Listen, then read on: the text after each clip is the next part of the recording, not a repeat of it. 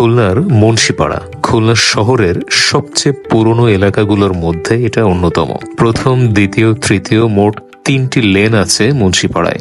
হাজার হাজার মানুষের স্মৃতি বিজড়িত স্থান মুন্সিপাড়ার প্রতিটি লেন, প্রতিটা অলিগলি। আমি নিজেও যখন জেলা স্কুলে পড়তাম, এই মুন্সিপাড়ার অলিতে গলিতে কত হেঁটে বেরিয়েছি, সেসব এখন শুধুই স্মৃতি। এখানে শত শত পুরনো বিল্ডিং এর সাথে নতুন নতুন অসংখ্য অ্যাপার্টমেন্ট বিল্ডিংও রয়েছে। অসংখ্য দোকানপাট, মুদিখানা, ডিপার্টমেন্টাল স্টোর, লন্ড্রি রয়েছে।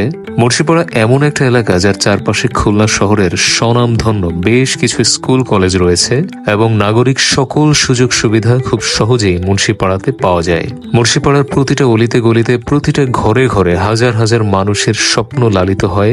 মুন্সিপাড়ার ভেতরে অলিতে গলিতে হাঁটতে হাঁটতে বেশ অ্যানসিয়েন্ট একটা ভাইব পাওয়া যায়। মুন্সিপাড়াতে রয়েছে 73 বছরের পুরনো মুন্সিপাড়া জামে মসজিদ। মুক্তিযুদ্ধের গণহত্যা জাদুঘর দেখতে হলে আপনাকে কিন্তু মুন্সিপাড়াতেই আসতে হবে। রিসেন্টলি রাস্তা সংস্কারের পর এলাকার জলাবদ্ধতার সমস্যা দূর হয়েছে। মুন্সিপাড়ার ভেতরের রাস্তাগুলো যথেষ্ট সুন্দর এবং পরিষ্কার পরিচ্ছন্ন।